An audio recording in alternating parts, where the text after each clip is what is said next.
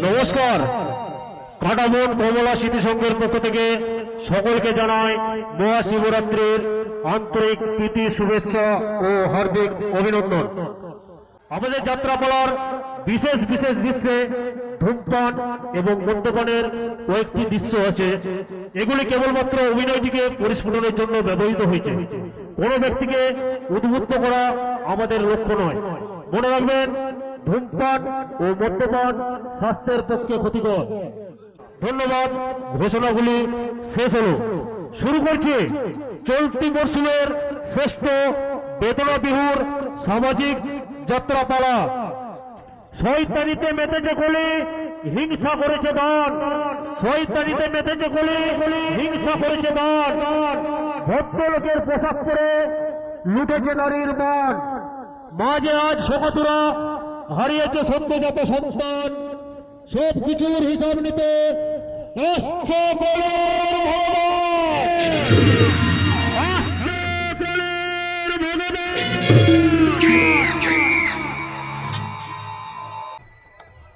হে ভগবান, একবার এই গরিব অভাগা চাষিটার উপর তুমি কি বর্ষণ করো ঠাকুর। পর পর পাঁচটি সন্তান জন্মাবার পরেও তুমি অকালে কেড়ে নিয়েছ। তোমার নিষ্ঠুরতায় আমার সরমার দু চোখ বেয়ে ঝরে পড়ছে বেদনার অশ্রু। আর সন্তানহীনতায় আমার বুকটা ফেটে চৌচির হয়ে যাচ্ছে। এবার একবার অন্তত তুমি মুখ তুলে তাকাও ঠাকুর, মুখ তুলে তাকাও। আপনার প্রতি ঠাকুর মুখ তুলে তাকিয়েছে নবনী বাবু। ডাক্তার বাবু, তার মানে আপনার স্ত্রী একটি ফুটফুটে পুত্র সন্তানের জন্ম দিয়েছে। ডাক্তার বাবু, আমার স্ত্রী পুত্র? কোনো চিন্তা নেই, আমরা স্ত্রী পুত্র দুজনাই খুব খুব ভালো আছেন। আপনি মানুষ নন ডাক্তার বাবু, আপনি সাক্ষাৎ দেবতা। আপনি আমাদের মতো অসহায় মানুষের মুক্তিদাতা, কনির ভগবান। এই গরিব চাষি আপনাকে দেবার মতো কিছু নেই ডাক্তার বাবু। তবুও যেটুকু পারি সেই কর্তব্যে আমি অবহেলা করব না। আমি যাই কিছু মিষ্টি কিনে নিয়ে আসি। আজ আমি আপনাদের সকলকে মিষ্টি খাওয়াবো। আমি আসছি ডাক্তার বাবু, আমি আসছি। না না, যাবে না। কে কার কথা শুনে আনন্দে একবারে আত্মহারা এইসব সহজ সরল মানুষের মুখে একটুখানি হাসি ফোটাতে পেরে আমি ধন্য ধন্য আমার এই ডাক্তারি জীবন।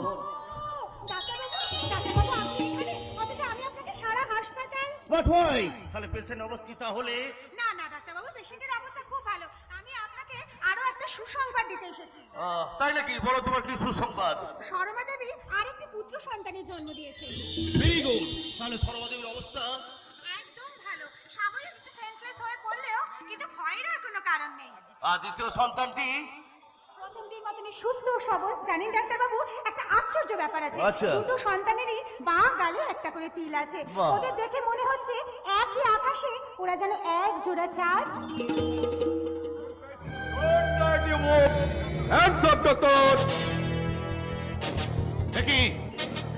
আপনারা কলির ভগবান, আমি যে আসছে আপনি তার নিশান পাননি ডক্টর।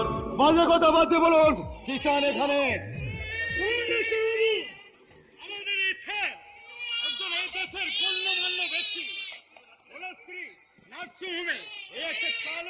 বাচ্চার জন্ম দিয়েছে।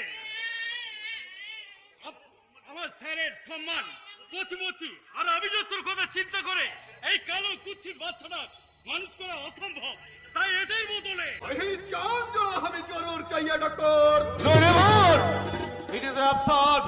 আমি একজন ডাক্তার হয়ে না পারলেও স্ত্রীর স্বামী হয়ে কিংবা ছেলের বাবা হয়ে আপনি নিশ্চয় পারবেন।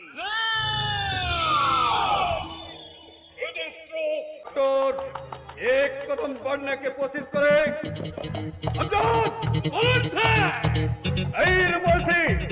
सब पोशाक खुल के आम जनता पर दंगा कर दो।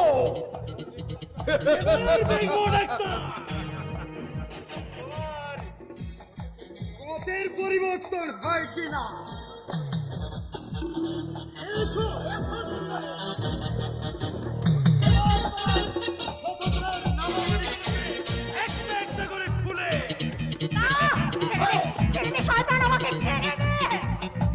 আমি অনুরোধ করছি, আমরা আমার উপর অত্যাচার করুন, কিন্তু ওকে আমরা ছেড়ে দেন। नहीं डॉक्टर नहीं, वही तो हमारे तुरुपेर दास, इसका बोलेर बीबी आते। এসো এসো সুন্দরী। এটা সেবা প্রতিষ্ঠানে এরকম অমানসিক আচরণ করছেন কে? কে আপনি? भगवान बोले जो असली भगवान, अरिया मेरा असली रूप। আপনি আমার প্রস্তাবে আপনি রাজি তো?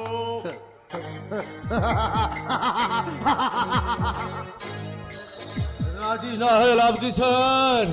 বিশ্বাস যেখানে অবিশ্বাসে ধরে বাধা করে মরে, সত্য যেখানে মিথ্যার কারাগারে বন্দি, পাপ আর অধমের অন্যায় অত্যাচারে এই সমাজের বুকে যে অস্বাভাবিক বিষাক্ত দগদগে খা, তাকে সত্য আইনে নামাবলী চাপা দেবার নিষ্ফল চেষ্টা করে গেলাম। ডাক্তারবাবু, যাও বউ, যাও, ওদের তুমি দিয়ে যাচ্ছি ডাক্তারবাবু, আমি যাচ্ছি। ডাক্তার, এবার দেখবো তোমার নাকে হ্যাঁ করানোর ওষুধ আমাদের ঠিক জানা আছে। তা তো থাকবেই। এটা যে কলিযুগের শেষ সিঁড়ি, এই সিঁড়ি বেয়ে তো বাবার অদর্ব তাদের লোভা লালসার কালো ধমাগুলো বাড়িয়ে তত্তর করে উপরে উঠে চলেছে। সেই সিঁড়ি দিকে যাবো না দেখা, সত্য নেই আর ধর্ম চিৎকার করে বলছে, ওগো মৃত্যুরূপী বিভীষিকা ঘোর কলি, তোমার দুরন্ত রথের গতি তাবা।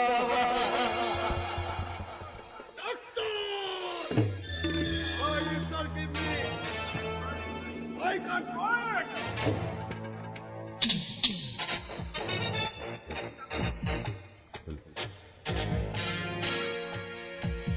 এই নিন, এই নিন ডাক্তারবাবু।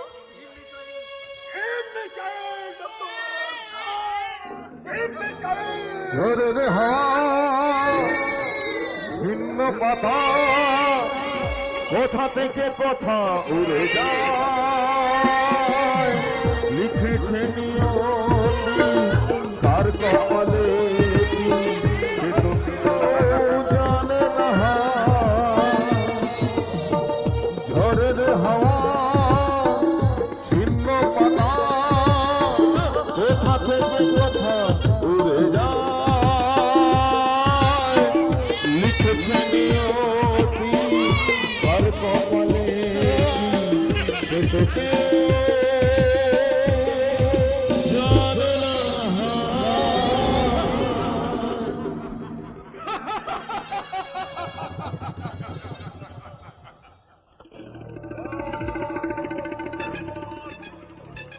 अभी तक क्या हुआ?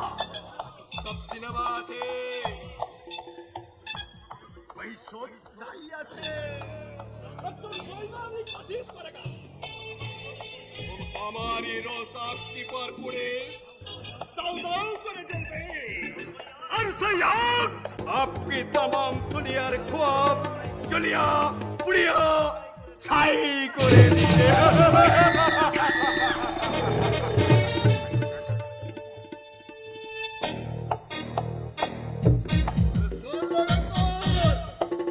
ये लड़का कोई चाचा बीबी का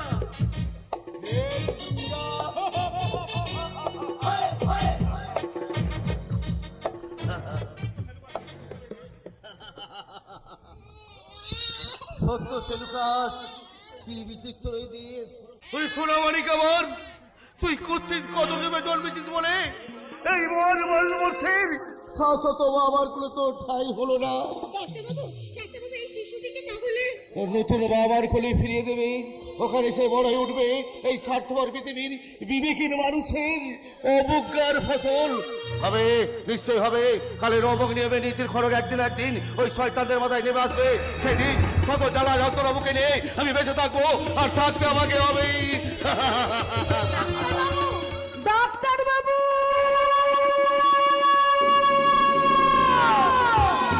ডাক্তারবাবু,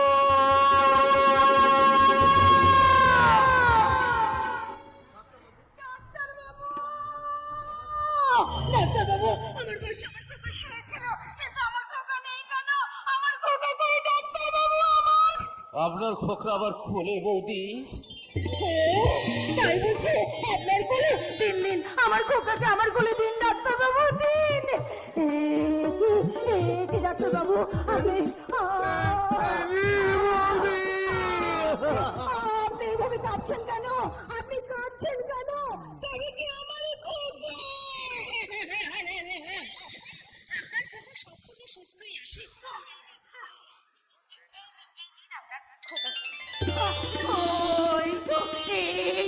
এই তো আমার খোকা আমার কোলে কি সুন্দর হাসছে। ডাক্তার বাবু তাহলে আপনি কাঁদছিলেন কেন? ডাক্তার বাবু ও কিছু নয় বৌদিমণি, আপনি একটা কাজ করুন তো, আপনি আপনি আপনার খোকাকে ঘুম পাড়ান। আমি একটু ভেতর থেকে আসছি বৌদিমণি। ডাক্তার বাবু আমার খোকার আর কোনো অসুবিধে নেই তো? ডাক্তার বাবু না বৌদি, আপনার খোকার দায়িত্ব যখন আমি নিয়েছি, আপনি আপনি নিশ্চিন্তে থাকতে পারেন। হ্যাঁ তা তো থাকবোই ডাক্তার বাবু, কারণ আপনি তো মানুষ নন, আপনি দেবতা। আমার জীবনে আর আমার খোকার জীবনে আপনি যে ভগবান। ডাক্তার বাবু এই তো আপনি এখানে। আজ আমি আপনাদের সকলকে পেট ভরে মিষ্টি খাওয়াবো, কেমন? কি তুমিও এখানে ও খোকাকে নিয়ে বসে আছো বুঝি? তা বেশ বেশ, তা হ্যাঁ গো ডাক্তার, এবার আমি আমার খোকাকে দেখতে পারি তো? নিশ্চয়ই। এবার শুধু দেখানোর অবনীদা, আপনি আমার স্ত্রী পুত্রকে বাড়িও নিয়ে যেতে পারেন। আমি এখন ভেতরে যাচ্ছি। তা তো নিয়ে যাবোই ডাক্তার বাবু, কিন্তু তার আগে আমি একবার আমার ওই সাগর চেঁচামণিকে দেখি। কি গো, ছেলেকে কোলে নিয়ে তুমি শুধু একাই দেখবে? আমিও একবার দেখি। ও দাঁড়াও না, কতক্ষণ পরে আমার খোকা আমার কোলে একটু ঘুমিয়েছে, তবু তোমার সহ্য হচ্ছে না বুঝি? এই দেখো দেখো, এই দেখো আমাদের সন্তান। দেখছি আর কি দেখছি? কেন গো কেন? আমাদের সন্তান, তোমার আমার স্বপ্নের সোনালী ফসল। কিন্তু তোমার আমার সন্তান এত খুশি, এত কোথাকার হবে কেন? সেই জন্য বুঝি তোমার হাত থেকে ওই মিষ্টির প্যাকেটটা পড়ে গেল। আচ্ছা ছি ছি ছি ছি, তুমি বাবা হয়ে আর ছেলের রূপের এইভাবে বিচার করছো? ছি। আমার ভুল হয়ে গেছে শর্মা। মা কালী কালো হওয়ার সত্ত্বেও তাকে আমরা যদি দেবী বলে পুজো করতে পারি, ভগবান শ্রীকৃষ্ণ, ভগবান রামচন্দ্রের কালো রূপ যদি এই জগৎকে আলো দেখাতে পারে, তাহলে আমাদের এই সন্তানের কালো রূপ তোমার আমার এই অন্ধকারময় জীবনকে আলোয় ভরিয়ে দিতে পারবে শর্মা, আলোয় ভরিয়ে দিতে পারবে। বেশ, তবে তাই হোক। এসো গো এসো, তোমার আমার দুজনের প্রচেষ্টায় আমাদের এই সন্তান আমাদের জীবনে পথে দিশারি হবে। আমাদের এই কালো সন্তান আমাদের জীবনে দেখাবে আলো। এই কালো সন্তানই আমাদের জীবনে পথে নদীর হবে কান্ডারি।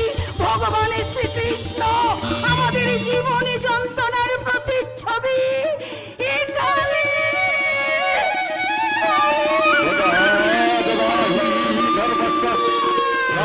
ভবতি ভারত অভ্যুত্থানগতর্মস্য তদত্মানং সুজম্বহং পরিত্রাণায় সাধুনাং বিনাশায় চ দুষ্কৃতং ধর্ম সংস্থাপনার্থায় সম্ভবামি যুগে যুগে। আস্তে আস্তে আস্তে আস্তে আস্তে আস্তে আস্তে কলি ভগবান, আস্তে কলি ভগবান, আস্তে কলি ভগবান। কিষান মজুরের হাত ধরে জনম দুঃখীর ঘরে ঘরে শয়তানি চক্র খান খান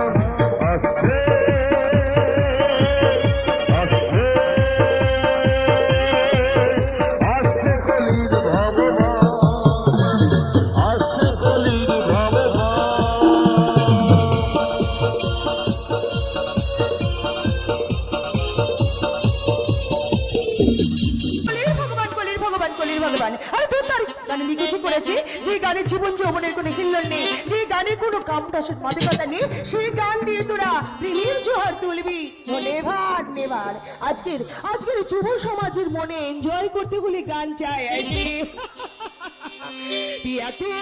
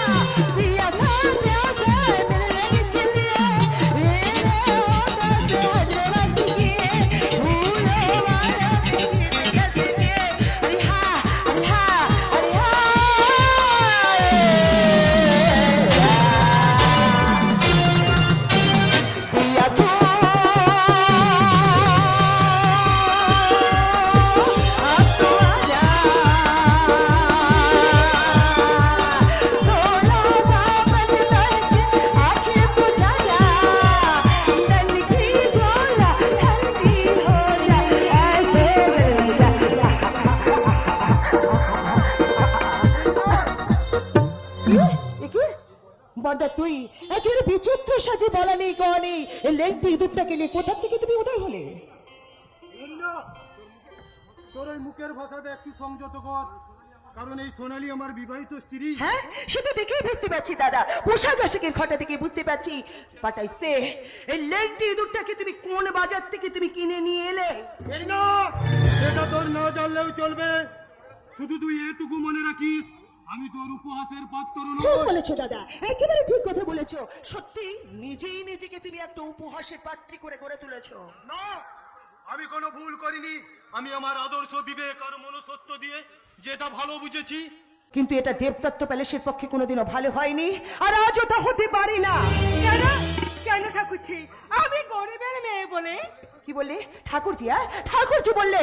নো নেভার, কখনো কোনো দিন তুমি আমাকে ঠাকুরজি বলে ডাকবে না। তাহলে কি বলে ডাকবো? আমাকে তুমি বলে দাও। তুমি যেটাকে ডাকলে খুশি হবে আমি তোমাকে তাই বলেই ডাকবো। তুমি আমার সঙ্গে কোনো সম্পর্ক না রাখলেই আমি বেশি খুশি হব। কেন ভাই, কি আমার অপরাধ যে আমার একমাত্র ননদের সঙ্গে আমি কোনো সম্পর্ক রাখতে পারবো না? অপরাধ? অপরাধ তোমার একটাই, সেটা হলো তুমি একটা অশিক্ষিত, একটা আনকালচার্ড, একটা ব্রুট। অপরাধী জানিল না কি বা অপরাধ, বিচার হইল শেষ। তার মানে? মানে তোর বিচারে এই অশিক্ষিতা মেয়েটি একজন বিয়ে পাস। আর কালচার তোর ওই ব্যক্তিগত কালচারের সঙ্গে না মিললেও এই দেবদত্ত প্যালেসের কালচারের সঙ্গে মিলবে। আর সেই বিশ্বাসেই আমি ওকে বিয়ে করে এনেছি। ঠিক বলেছো দাদা, ঠিক বলেছো, কিন্তু একদম তুমি ভুল করে ফেলেছো দাদা।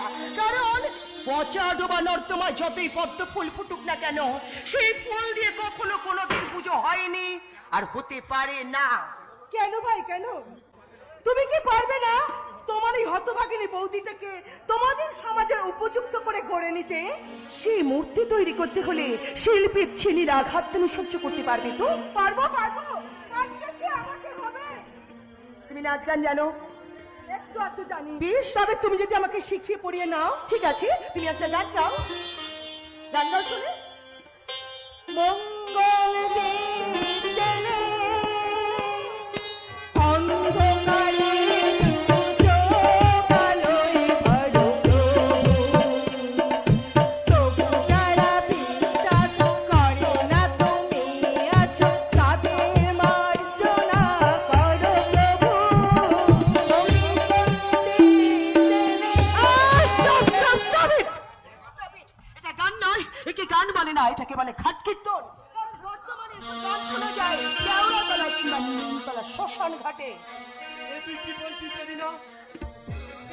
সুন্দর একটা ভক্তিমূলক গান শুনে দাদা, এই গান তোমার মতো একটা ব্যাকডেটেড মানুষের মনে রসের জোয়ার ভাসাতে পারে, কিন্তু বর্তমান যুব সমাজের কাছে এই গান শুনে শিল্পীর গায়ে থুতু দেবে থুতু। তাহলে তারা কি গান শুনতে চায় তুমি বলো ঠাকুর ছেলে, শুনবে সে গান। ऐसी दीवानी है देखी कहीं नहीं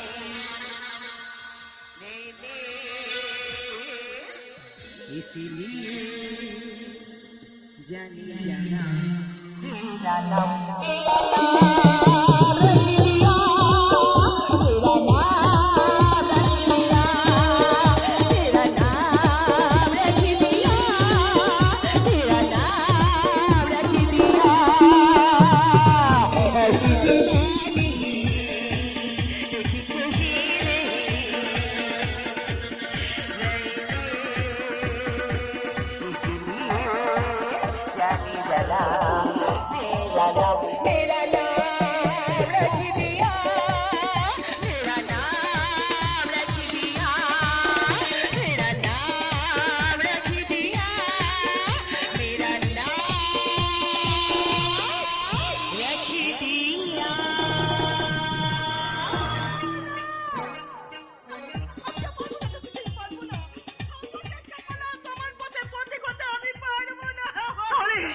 তাহলে দেবদত্ত প্যালেসে তোমার থাকাও সম্ভব হবে না, কারণ এখানে থাকতে গেলে তোমাকে সবার আগে চেঞ্জ করতে হবে এই সেই কাইয়া পোশাক, আমার মতো পড়তে হবে উগ্র আধুনিকার পোশাক।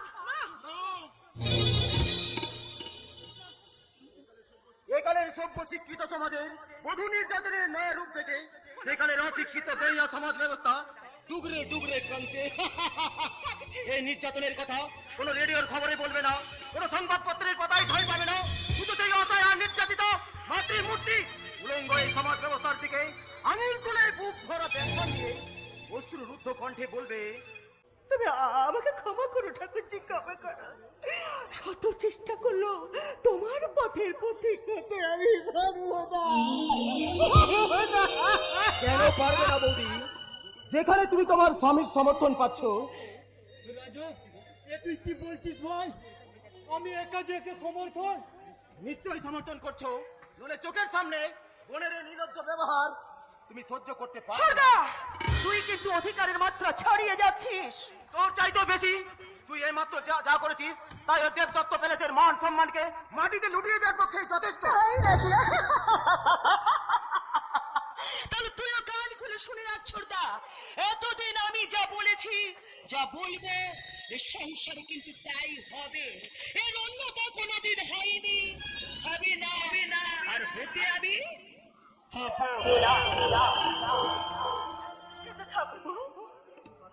আমি যে এত বুক আশা নিয়ে এখানে এসেছি, এই সংসারকে আমি আমার অন্তরের দেবালয় করে গড়ে তুলবো বলে। সব মেয়েরাই সেই আশা বুকে নিয়ে স্বামীর ঘরে যায় বৌদি, কিন্তু শতকরা 90 জন মেয়ের সেই আশা এই নিরাশার বালুচরে হারিয়ে যায়। কেন হারিয়ে যাবে ভাই? তোর মতো দেবর লক্ষণ যার পাশে আছে, সে তো কত দুঃখ কষ্টকে হাসি মুখে বরণ করে নিতে পারবে। আমি পারবো গো, আমি পারবো। এই জীবনে যত দুঃখ কষ্ট আসুক না কেন, আমি সবকিছু হাসি মুখে সহ্য করে নিতে পারবো। এই সংসারকে আমি মন্দির করে গড়ে তুলবো। তা তো তুলবে, সে ঘরের ভেতরে গিয়ে বাইরে দাঁড়িয়ে নয় বৌদি। ঠাকুরপো, আমি তোমাকে যত ভালো রূপে দেখছো তত ভালো ছিল আমি নই বৌদি, আর কদিন পরে হয়তো সে আসল রূপ আমার দেখতে পাবে। যাক, এখন ঘরের ভেতরে চলো। ভিতরে নিয়ে যাচ্ছ রাজা? ও তোমরা? হ্যাঁ বাবা, আমি আপনার সেই অপরাধী সন্তান, আর আপনাকে না জানিয়ে বিয়ে করেছো, তাই তো? এতে আমি কিছু মনে করি না, কিন্তু বাবা আপনার তো একটা মতামত। এতে অমতের কি আছে? বিয়ে করেছো ওরা, আর সংসার সুখে করবে ওরা, তাতে আমার আপত্তির কি আছে? ওরা সুখী হলে আমি সুখী। বাবা, আপনি মানুষ নেন বাবা, আপনি দেবতা। না মা না, তোমাকে লগ্নবস্থার হাত থেকে এই রাজীব বিয়ে করে যে দেবত্বের কাজ করেছে তাতে আর বলার শেষ নেই। আর আমি পেয়েছি তোমার মতো লক্ষ্মী প্রতিমা বাবা, আপনার ওই কথা শুনে মনে হচ্ছে আপনি সবই জানি রাজীব, সবই জানি। যাক শোনো বৌমা, তোমার শাশুড়ি তো নেই, তোমার বরণ করে বাড়িতে তুলবে। তাই আজকের এই শুভ দিনে রাজা যাও, ওদের ঘরের ভিতরে নিয়ে যাও। যাচ্ছি বাবা। এসো দাদা, এসো বৌদি।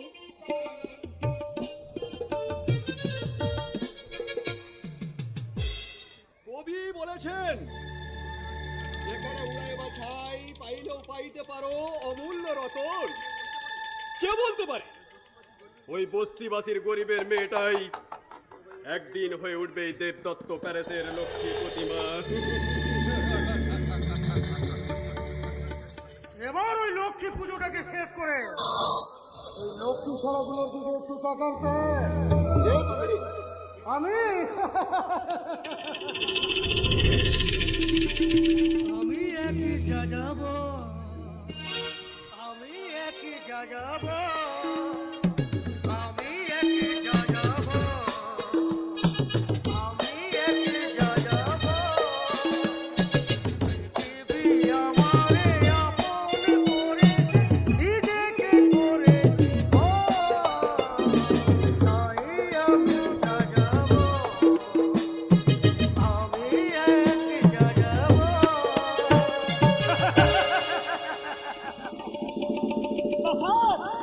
নাম বলবো না পরিচয়? এই একবিংশ শতাব্দীর এক বিস্ময়কর প্রজাতি আমি, ফার্স্ট ক্লাস গ্র্যাজুয়েট ভিখারি, আর নাম মুঘল সেন সম্রাট। জানি না বাবার নাম। জানি না স্যার। তাহলে তোমার মা কি তোমায় এই জন্ম দিয়েছেন ঠিকই, কিন্তু বাকি সমস্ত পরের ঘটনা ওই না জানি খাতাতেই লেখা। এখন এই দেবদত্ত প্লেসের আগমনটা তোমার বড়। আরে উদ্দেশ্যটা অতীব সহজ স্যার। কারণ আমরা হলাম যে জন্ম ভিখারি, তাই থেকে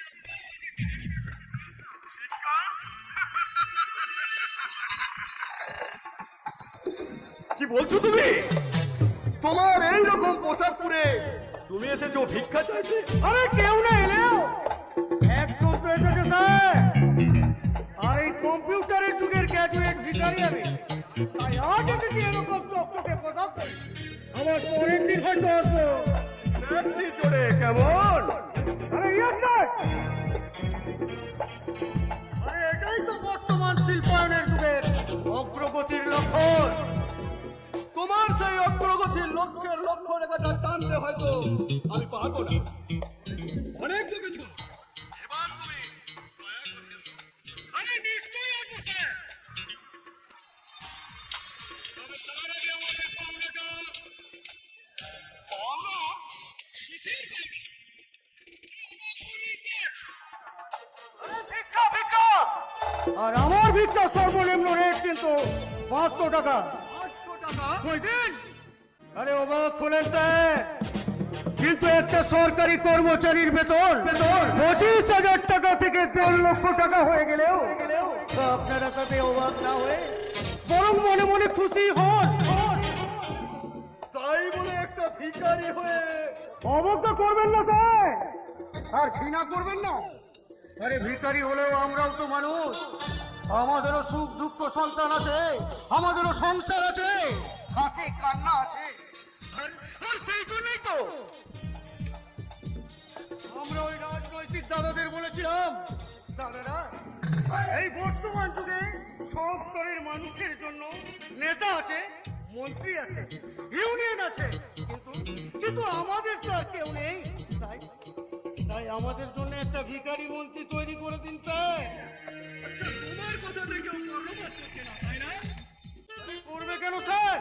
আরে ওই সালারা যে একটা চাঁদ ভিখারি, আর সেই জন্যই তো ওরা ওই ভিখারির বাড়িতেও যায় ভিক্ষা করতে।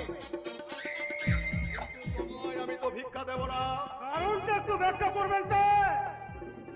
কারণ তোমার মতো রাজভিষাকরিকে আমি ভিক্ষা দিই না।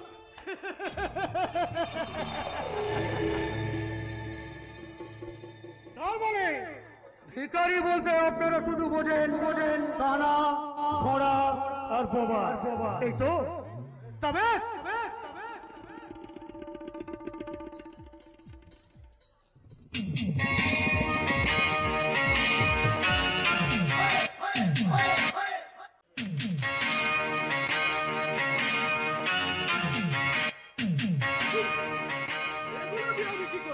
কেন স্যার? ওগুলো দিয়ে আপনি আমাকে আপনার মনের মতো ভিখারি তৈরি করে নেবেন? তবু আমার ভিক্ষার সর্বনিম্ন 500 টাকা আপনাকে দিতেই হবে। দেব, নিশ্চয় দেব, তবে তার আগে আমি তোমাকে প্রকৃত ভিখারি রূপে দেখতে চাই। রাজা, বাধা দেবেন না বাবা, লাগবে কোনো উপযুক্ত শাস্তি, আমাকে নিজের হাতে দিতে দিন। প্রস্তুত হও ভিখারি সম্রাট।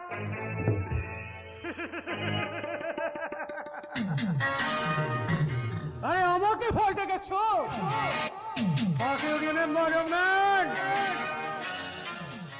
এই মুকুটির সম্রাট কারো ভয়ে ভীত নয়। ওই 500 টাকা ভিক্ষা কিন্তু আমার চাই। আমি তোমায় একটা পয়সাও ভিক্ষা দেব না।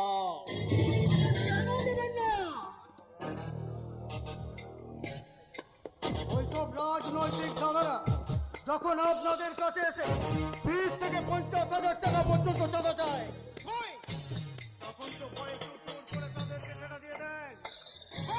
পরের বেলায় গিয়ে একবার প্রশ্নটা করো। ঠিক আছে, ঠিক আছে, হ্যাঁ, শোনো,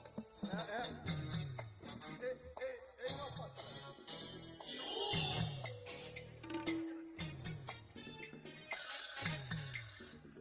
আচ্ছা, এই টাকাটা কি কাজে লাগবে বলতে পারো? আপনি একটু ভালো করে তাকিয়ে দেখলেই দেখতে পাবেন স্যার, আপনার ওই লাখ টাকা দামি ভোটটা এই সমাজের ওইসব কুচক্রী নেতা মন্ত্রীদের হাতে তুলে দিয়ে আপনারা তো নিজেদের তোটা দেশ বা দশের যতটা ক্ষতি করছেন, আপনার এই 500 টাকাটা কিন্তু ঠিক ততটাই মহৎ কাজেই লাগবে। চলি স্যার, নমস্কার।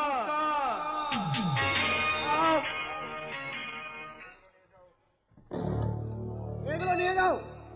বলা তো যায় না রাস্তাঘাটে কখন কোনটা কাজে লাগে।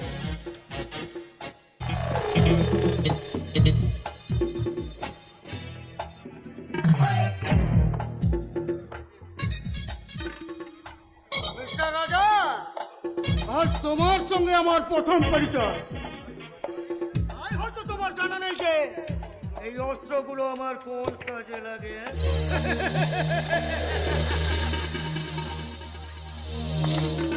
ঠিক আছে, ঠিক আছে, যথা সময় তার প্রমাণটা আমি তোমাকে দিয়ে দেবো।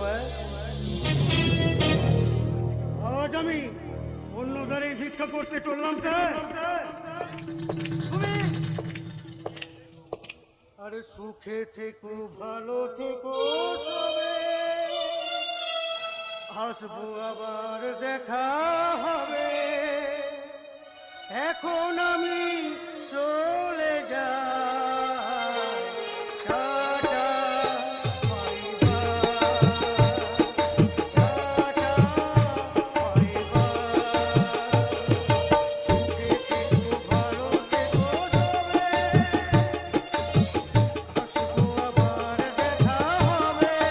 আবার দেখা হবে।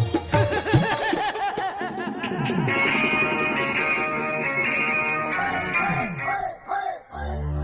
চলে এইভাবে 500 টাকা আমি নষ্ট করলেন। রাজা, স্বামীজি বলেছেন জীবে প্রেম করে যেই জন সেই জনই সেবিছে ঈশ্বর। এই সেই জীবের কল্যাণে আমি আমার দেবত্ব সম্পত্তি সবকিছু বিলিয়ে দিতে পারি, কিন্তু একটা পয়সাও অচপ্রয় করতে রাজি নই। তাহলে যে 500 টাকাটা ওই কুম্ভার হাতে তুলে দিলেন, ওই টাকাটা মানুষের কল্যাণের জন্য দিলাম রাজা। ওই বেজন্ম ভিখারি সম্রাট একজন বিখ্যাত সমাজসেবক। বাবা এই কি বলছেন আপনি? ঠিকই বলছি। আমি আমার পিতৃতক্ত সমস্ত সম্পত্তি গরিবের উপরে বিলিয়ে দিয়ে প্রখ্যাত সমাজসেবী, আর ওই সম্রাট ডাকাতি করে, গুন্ডামি করে, লুট বয়ে ওই দরিদ্রদের সেবা করে। ও তাদের কাছে কলির ভগবান। বলির ভগবান। হ্যাঁ, ওই সম্রাট যখন বস্তির মধ্য দিয়ে এক পা করে এগিয়ে যায়, তখন ওই বস্তিবাসীরা স্বয়ম্বরে মন্ত্রে বেড়ে ওঠে। আসছে আসছে আসছে আসছে আসছে আসছে আসছে কলির ভগবান, আসছে কলির ভগবান। কিষান মজুরের হাত ধরে, দিন দুঃখিনীর ঘরে ঘরে, কিষান মজুরের হাত ধরে, দিন দুঃখিনীর ঘরে ঘরে, শত্রুর চক্র ছিন্ন করতে আসছে আসছে আসছে কলির ভগবান, আসছে কলির ভগবান।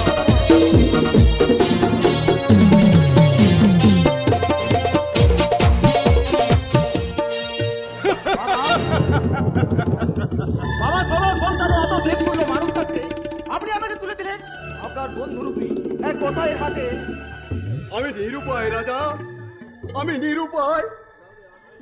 না হলে আমিও চাই না বাবা হয়ে নিজের ছেলেকে একটা মানুষ রূপী শয়তানের হাতে তুলে দিতে, তাই না মিস্টার গোপাল? কে আপনি? আরে তোমার বাবার বন্ধু মিস্টার টিটি সাহেবের ম্যানেজার রক্তিম ব্যানার্জি। তোমার সাহেব, আর আপনার কাছে জানতে চেয়েছেন যে ওই নিরন্ন মানুষকে দয়া দক্ষিণা দিয়ে কিনে তাদের কাছে কলির ভগবান সাজতে গিয়ে তাকে দেয়া প্রতিশ্রুতির কথা ভুলে গেছেন কিনা? আমি ভুলিনি। ভুলে গেছেন কিনা যে ওই গিরি সাহেব একদিন আপনাকে মৃত্যুর হাত থেকে বাঁচিয়েছিলেন, আর তারই বিনিময়ে আপনি প্রতিশ্রুতি দিয়েছিলেন আমার ছোট ছেলে রাজাকে তার হাতে তুলে দেব। চিন্তা করবেন না বাবা, ভগবান শ্রী রামচন্দ্র পিতৃসত্য পালনের জন্য রাজ্যপাট ছেড়ে 14 বছরের জন্য বনবাস যেতে পারেন। তাহলে আমিও বাবাকে প্রতিশ্রুতির জাল থেকে মুক্ত করতে মানুষ খুন করে জেল খাটতে পারবো। রাজা, চিন্তা করবেন না বাবা, এই আমার মহাপাপের প্রায়শ্চিত্ত, মহাপাপের প্রায়শ্চিত্ত। তাহলে কবে? এখন তুমি হোটেল উর্বশীতে হাজিরা দিচ্ছ? আগামীকালই আমি তোমার মালিক দিদি সামনে হাজির হবো। বিশাল রাজা, আর আমিও 10 বছর ধরে চাকরি করছি, আমি এখনো জানি না যে দিদি সাহেব আসলে কে, আর তুমি তার প্রথম দিনই দর্শন পাবে। আরে এমন সৌভাগ্য নাও হতে পারে। তাহলে আরে তুমি শুধু হোটেল উর্বশীতে হাজির থাকবে, আর তার নির্দেশে মাথা হেড করে পালন করবে। দেখল নীতি দিওর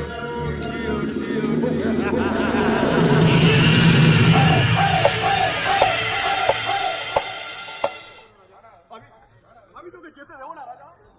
প্রয়োজন হলে আমি মিথ্যাবাদী সাজ করে তবু আমি তোকে যেতে দেবো না। না বাবা না, ছেলে হয়ে আমি আপনার সত্যবাদী সমাজসেবের চরিত্রে এতটুকু কালি রাখতে দেব না বাবা। আমি জানি অ্যাডজাস্টমেন্ট এডুকেশন, তাই আমি ওই শয়তানদের সঙ্গে অ্যাডজাস্ট করে ওদের মতো শয়তানি করে বুঝিয়ে দেবো যে মানুষের অসাধ্য বলে কিছু নেই।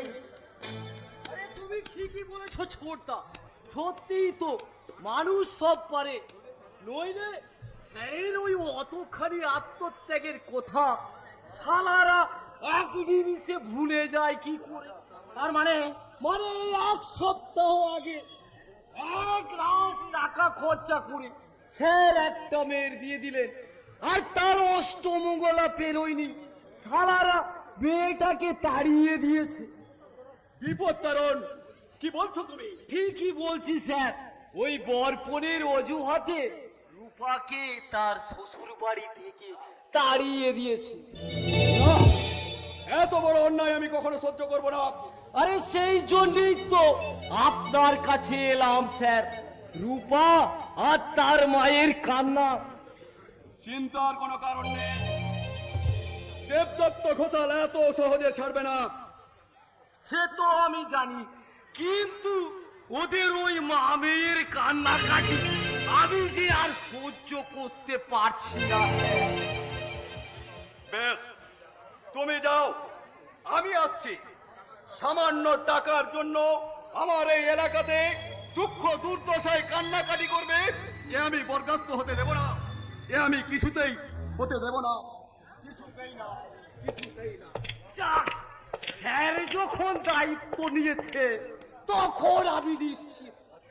আচ্ছা ছোটটা, এবার তাহলে আমি একটা বিড়ি ধরাই। কেন হঠাৎ বিড়ি? না মানে সেখানে কান্নাকাটি, এখানে স্যার বিড়ি খাবার তো আর কোনো চান্স পাই না। বেশ, তুমি বিড়ি ধরাও। আরে থ্যাংক ইউ ছোটদা।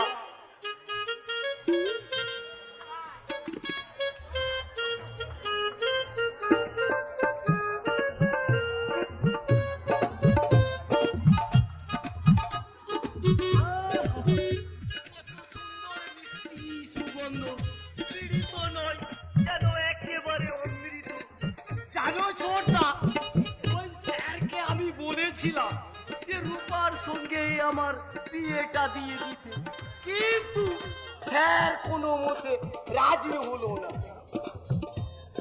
কেন? পাত্র হিসাবে তুমি তো বেশ ভালোই। হলে কি হবে, রূপা হচ্ছে লেখাপড়া জানা মেয়ে, আর আমি কিনা ওই স্কুলের পিছনে পাস। কিন্তু আমি বলি কি যে ওই যে মেয়েরা এত লেখাপড়া শিখেছে, কিন্তু করবেটা কি? সেই তো ওই খুন্তি নাড়া আর ওই গোবর দেয়া, ওই গোবর দেয়া আর ওই খুন্তি নাড়া। অবশ্য ঠিক, তোমার সঙ্গে রূপার বিয়ে হলে আজ এই অবস্থা হতো না, আমার ঘরেও সুখেই থাকতো। তা থাকতো, কিন্তু কিছুদিন পর রূপাকে গলায় দড়ি দিয়ে মরতে হতো। কেন কেন কেন? না মানে ধরো দিনে 2 বান্ডিল করে বিড়ি খাচ্ছ। হ্যাঁ, তা অবশ্য খাই। আর সকাল দুপুর সন্ধে দিনে 3 বেলা মদ খাও। আরে মদ তো নয়, একেবারে বিলাতি মাল খাই। ও আচ্ছা আচ্ছা, আর মেয়ে মানুষ দেখলে তাদের উপর হামলে পড়ো। হ্যাঁ, তা হয়তো একটু আধটু পড়ি, কিন্তু ছেলে হিসাবে আমি তো আর খারাপ নই। তা অবশ্য ঠিক, যাও ভালো ছেলে, ভালো কাজের তদারক করো। হ্যাঁ যাই। সালা, ওই বরপনের টাকাটা কি আমি ঝোপসে দিয়েছি, আর তারাই বা মেয়ে নেবে কেন? এবার ছলে বলে কৌশলে যে কোনো উপায়ে বিয়েটা আমি করবই করব। কোথায় অনেক দেরি হয়ে গেল, এখন তাহলে যাই ছোটটা। হে ঈশ্বর, আমার এই জীর্ণ শীর্ণ জীবন তরি তুমি কোথায় ফাঁসিয়ে নিয়ে যাবে? আমার জীবনে দুলিতেছে তরি, ফুলিতেছে জল, ভুলিতেছে মাঝি পথ, ছিড়িয়াছে পাল, কে ধরিবে হাত? আছে কারো হিম্মত?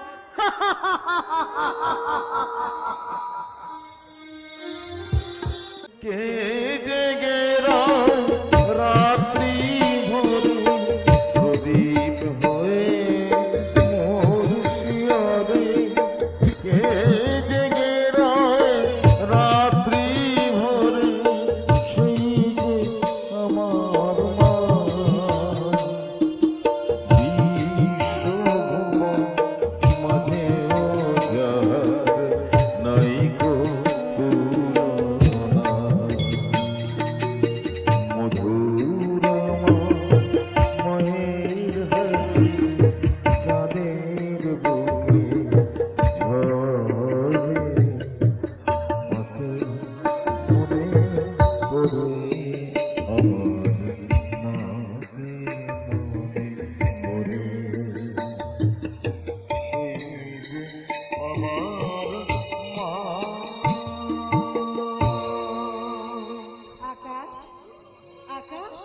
ওঠ বাবা ওঠ, তোর যে পড়তে যাওয়ার সময় হয়ে গেল বাবা।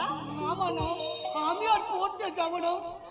ও না বাবা না, ও কথা বলতে নেই। তুই লেখাপড়ায় কত ভালো, তোর মাস্টারমশাইরা তোকে কত ভালোবাসে, তবে কেন তুই পড়তে যাবি না বাবা? কেন যাব না সে কথা তোমায় আমি বোঝাতে পারবো না মা।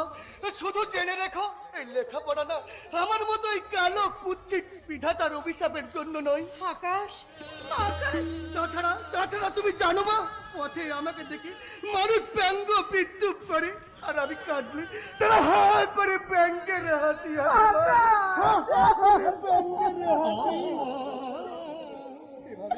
এভাবে মরার মতো বেঁচে লাভ কি মা? আমার জন্য তোমরাও তো কষ্ট পাচ্ছ। না না রে বাবা না, সন্তানের জন্য বাবা মা কোনোদিন কষ্ট পায় না। সন্তানের দুঃখ হলে সব বাবা মারাই যে বুক দিয়ে তাকে আগলে রাখে বাবা। কিন্তু কোন আশায় তোমরা আমায় সহ্য করবে বলো তো মা? ওই আগামী দিনে আমি তো তোমাদের কোনো আশা পূরণ করতে পারবো না মা। তোকে কিচ্ছু করতে হবে না বাবা, তোকে কিচ্ছু করতে হবে না। তুই শুধু আমার কোল আলো করে আর তোর বাবার চোখের মনে হয়ে তুই আমাদের কাছে বেঁচে থাকবি বাবা। এটা তো মুখের কথা মা, এই সংসারে কোনো বাবা মাই আমার মতো সন্তান স্বপ্নেও চাইবে না মা, স্বপ্নেও চাইবে না। কারণ আমি এই সংসারের বুকে এক মূর্তি পানে অভিশাপ চলো আকাশ, কে? ও ডাক্তার কাকু, আমি কতদিন তোমায় নিষেধ করেছি, ও কথা তুমি মুখে আনবে না। কিন্তু কাকু আমি যাই সমাজের বোঝা। না আকাশ না, তুমি কারো বোঝা নাও। তোমাকে হতে হবে জীবন কুরুক্ষেত্রে অর্জুন, সহযোদ্ধা হবে তোমার বাবা মা, আর আমি হব তোমার রথের সারথি। কিন্তু কাকু কেন কেন তুমি আমার জন্য এত চিন্তা করো? কারণ যত চেষ্টা করলেও তুমি এই আমার মতো অপদার্থকে কোনোদিনই মানুষ করতে পারবে না কাকু, মানুষ করতে পারবে না। তার চেয়ে তুমি বলো না গো কাকু, তোমাদের ওই ভগবানকে তিনি কোথায় থাকে? তার কাছে আমি জানতে চাইবো যে তার এই সুন্দর পৃথিবীটাকে নোংরা করার জন্য তিনি আমাদের মতোই আবর্জনা গুলোকে পাঠায় কেন কাকু, পাঠায় কেন? তোর মনের কথা বলতে ওই অদৃশ্য ভগবানকে খুঁজতে হবে কেন আকাশ? যা বলার তোর সামনে দাঁড়িয়ে থাকা এই জীবন্ত ভগবানকেই বল। হ্যাঁ আকাশ, শুধু তোর আর আমাদের জীবনেই নয়, এই সোনারপুরের সমস্ত মানুষের কাছে এই ডাক্তার বাবুই তো জীবন্ত ভগবান। অবনীদা, কি বলছো তুমি? আমি ঠিকই বলছি ডাক্তার। তুমি যখন ওই গ্রামের মেঠো পথ ধরে অসহায় বিপন্ন গ্রামবাসীদের উদ্ধার করতে ছুটে যাও, তখন সমস্ত গ্রামবাসীর অন্তরাত্মা চিৎকার করে বলে, আসছে আসছে আসছে আসছে আসছে কলির ভগবান আসছে কলির ভগবান আসছে কলির ভগবান। না না না তোমার ভুল ধারণা অবনীদা, এই নম্র সুরক্ষ কলির ভগবানের স্বরূপ তুমি এত সহজে চিনতে পারবে না। জোরদার জমিদার আর কুচক্রী নেতা মন্ত্রীরাই তো বর্তমান কলির ভগবান। না ডাক্তার না। হে অমৃতা হে, যারা কোথায় কোথায় মানুষ খুন করতে পারে, যারা সাধারণ মানুষের সর্বস্ব কেড়ে নিয়ে ভিখারি সাজাতে পারে, কষ্টের লগ্ন কাজে যাদের একচেটে অধিকার, তারাই তো দুরন্ত কলির ভগবান। কিন্তু ঠাকুরপো, আমি তোমাকে একটা কথা জিজ্ঞাসা করব। তুমি যেরকম বিনা পয়সায় সবার চিকিৎসা করো, অথচ তোমার হসপিটালে চাকরিটা কেন করব? কাদের জন্য করব? যাদের জন্য করতাম তো তারাই তো আজ। তোর মানে তোমার স্ত্রী পুত্র এই সমাজে মানুষরূপী ভগবানের লোভাল শিকার। তাহলে আমাদের আকাশ জন্মাবার পর তুমি চাকরিটা ছেড়েছো, তাহলে কি আকাশ? অবনীদা, এক বুক যাওয়া যন্ত্র মহাবলের ফসল, ওই ফসলকে আমি ফসল হতে দেবো না। ওকে আমি তৈরি করবো যুগ যন্ত্র জীবন্ত বলি, আর ওকে আমি শুরু করবো এই সমাজের কলির ভগবান থেকে থাকা কলি নামক চৈতন্যগণ।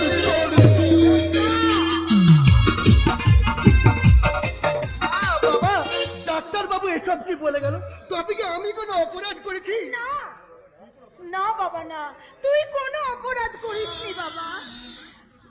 ওরে বাবা, তোকে যে ধীরে ধীরে ওই মাস্টারমশাই, ওই ডাক্তার বাবু, ওদের সব স্বপ্ন তোকে যেই করতে হবে সফল। আমি কি করবো? আমার ক্ষমতা এবার কতটুকু? আমি তো একটা অকাল কুষ্মাণ্ড। না ডাক্তার বাবুর ছাত্র, তোকে ওই ডাক্তার বাবুর ছেলের অভাব মেটাতে হবে, আর মেটাতে হবে ওই ডাক্তার বাবুর জ্বালা যন্ত্রণা। এই আকাশ কুসুম কল্পনা তোমার মনে এলো বাবা, কিন্তু তুমি তো জানো আমি কি, আর আমার ক্ষমতাই বা কতটুকু। হ্যাঁ জানি, আর সব জেনেই বলছি, মেরুদণ্ড সোজা কর। ডাক্তারের চেষ্টাতেই তোর এই কালো রূপ শুধু আমাদের নয়, এই সকলকে দেখাবে নতুন দিনের আলো। বাবা, তুমি বলছো একথা? হ্যাঁ হ্যাঁ বাবা, হ্যাঁ, শুধু তোর বাবা নয়, আমিও তোকে বলছি, তুই ওই ডাক্তার বাবুর মনের আশা পূর্ণ কর, সবার আশা তুই পূর্ণ কর। ওরে বাবা, আমাদের তথা আমাদের সবার আশা পূর্ণ করে তুই হবি কলির ভগবান। তবে তাই হোক মা।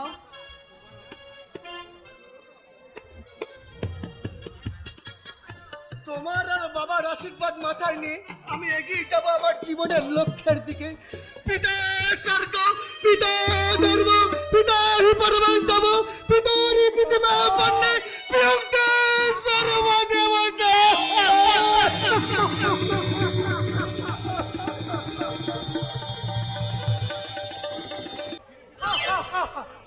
আজ কদিন ফিরে ফিরে কায়দা করে ঢুকে পড়েছি। হ্যাঁ, বাবা, আজ আমি ওই ঝুমকা সুন্দরী নাচ দেখবো, আর ওই দাদার নাম করে একটু সুযোগ পেলে ওই ঝুমকাকে আমার প্রেমের কথাগুলো জামা কাপড় খুলে বলবো। আর আমার আর ঝুমকার প্রেমে ওই যে সারা চুলকে দিতে আসবে, একটা ঘুষিতে তার নাকামে ভেঙে দেবে কেমন? সরি, মানে সালা যেখানে বাঘের ভয় সেখানে তো সন্দেহ। কে তুমি? হঠাৎ এই হোটেলে ঢুকছো কেন? বলি তার আগে বলুন তো, আপনি কি মশাই ওই সব ব্যাপারে আপনি এমন ওই চুলকে দেন কেন? আমি এই হোটেলের কেয়ারটেকার, তাই এই সব দিকটা নজর রাখা আমার ডিউটি। কিন্তু তুমি কে বাচ্চা ধন? আমি হলাম গিয়ে প্রেমপত্র দিতে এসেছো? কিন্তু কাকে দেবে? এখানে তো কোনো মেয়ে নেই। হ্যাঁ হ্যাঁ, আপনি বুঝতে পারছেন না, আমি প্রেম করতে এসেছো? এই তো, কিন্তু কার সঙ্গে প্রেম করবে? ওই ছেলে, মেয়ে, না ওই হিজিরে? আরে চুর মশাই, কথা শেষ করার আগে আপনি এমন ওই চুলকে দিচ্ছেন কেন? আমি হলাম মিস্টার প্রেমপত্র সাহা। তা প্রেমচাঁদ বাবু, হঠাৎ এই নরকে কেন? কাউকে কি কথা দিয়ে আছে? আগে না, আগে আমি এখানে এসেছি আমার ওই দাদাকে খুঁজতে। দাদা? কে তোমার দাদা? আরে নাম তার? সে কি মশাই, এই হোটেলে চাকরি করেন, সব দিক থেকে এমন চুলকে দিতে পারেন। আর আমার দাদাকে চেনে না? আরে যান যান, ওই মাঠে গিয়ে গরু ছাগল চড়াবে। কিন্তু তার নামটা না বললে? এই তল্লাটে কলির ভগবান সম্রাট। ও তুতু না, মানে আপনি ওই সম্রাট বাবুর লোক? বসুন বসুন।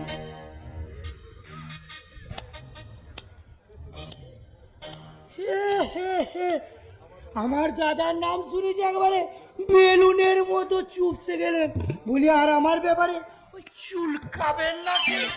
মানে আমি তো আপনাকে চিনি না, তাই একটু চুল খেয়ে দিয়েছে। এই তো, যাক, এবারের মতো আপনাকে ক্ষমা করে দিলাম। এবার যান, ওই ঝুমকাকে একটু পাঠিয়ে দিন, আমি তার একটু নাচ দেখবো। সে কি, আপনি ওই সম্রাট বাবুর লোক হয়ে এই হোটেলে বসে নাচ দেখবেন? আরে তবে নয় তো কি, এই সমাজের ওই গণ্যমান্য ব্যক্তিরাই তো ওই খিড়কির দরজা দিয়ে ঢুকে মদ মেয়ে মানুষ নিয়ে ফিরতি করে আর যাই করো, ওই সম্রাট বাবু কোনোদিন করেনি, আপনি তার শিষ্য হয়ে আবার চুলকে দিচ্ছে। আরে মশাই একটু নাচ দিলে। বলো দাদা, রতন কাকার খবর কি? অপারেশন হয়ে গেছে, সব টাকা মিটে গেছে, ছুটি হবে 10 দিন পর। আর টুম্পার বিয়ে? সব কথা মিটে গেছে, পরশু বিয়ে। আর সবাই বলেছে তোমাকে থাকতে হবে। ময়নার মায়ের ওষুধ আর বাড়লি? এই মাত্র কিনে দিয়ে আসছি দাদা। আর নতুন কোনো খবর আছে? আগে আছে মনে, একেবারে 200 কর্মা দোকানের ফটো, লালটু শ্রমিক, পিন্টু বিকাশের বই, খাদির বাপের দাঁতে যন্ত্রণা, আর আমার বইয়ের ওই ঢাকায় চানগানির শাড়ি, ছেলের বিস্কুট, দিদিরাম ডক্টরের ফিস, আর ওই ছেলের বইয়ের। আর এই নে 5,000 টাকা, যদি তোর প্রয়োজন হয় আবার এসে নিয়ে যাবি, কিন্তু সব সমস্যার সমাধান হওয়া চাই। ওকে? ঠিক আছে দাদা, আমি এক্ষুনি যাচ্ছি।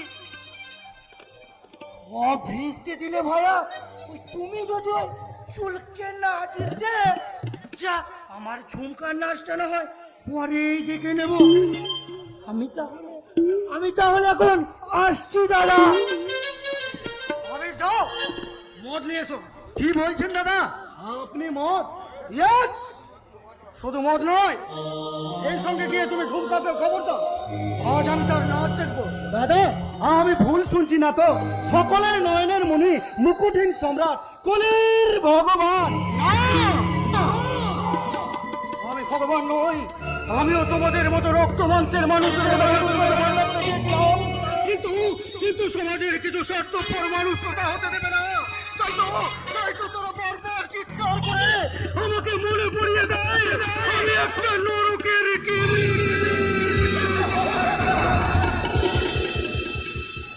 দাদা, মুষ্টিমে মানুষের ওপর রাগ করে আপনি ভুলে যাচ্ছেন যে ওই 99 জন মানুষের চোখে আপনি কে? জানি, আমি সব জানি। তাই তো পরের ভুল মাথায় নিয়ে ওই মহাভারতের কর্ণ কোনোদিন সামাজিক স্বীকৃতি পায়নি, আর এ যুগে আমাদের মতো সম্রাটরাও কোনোদিন পাবে না। তাই যাও, ওই মজার ভাইজি পাঠিয়ে দিচ্ছি দাদা। তবে যাবার সময় বলে যাচ্ছি, আপনি জন্মের পরিচয় যাই হোক না কেন, কর্মে আপনি মানুষ নন, দেবতা, নবরূপে কলির ভগবান। কলির ভগবান। কিন্তু আমি কে? কি আমার পরিচয়? কোনো এক শহরের বাচ্চা তোর কাম লালসাকে চরিতার্থ করার জন্য আমাকে জন্ম দিয়ে পালিয়ে গেছে, আর আমার গর্ভধারিণী মা তার লজ্জা নিবারণের জন্য আমাকে ছুঁড়ে ফেলে দিয়েছে বস্তির আবর্জনায়। কিন্তু তার জন্য কি আমি দায়ী? ওগো শিক্ষিত সমাজের শিক্ষিত মানুষ, তোমরাই বলে দাও, এই প্রশ্নের উত্তর আমি কোথায় পাবো?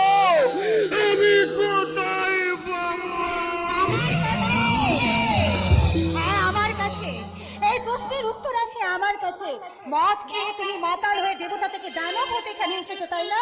খাও, পেট পুরে মদ খেয়ে তুমি মানুষ থেকে অমানুষ হও। নাও মদ ধরো।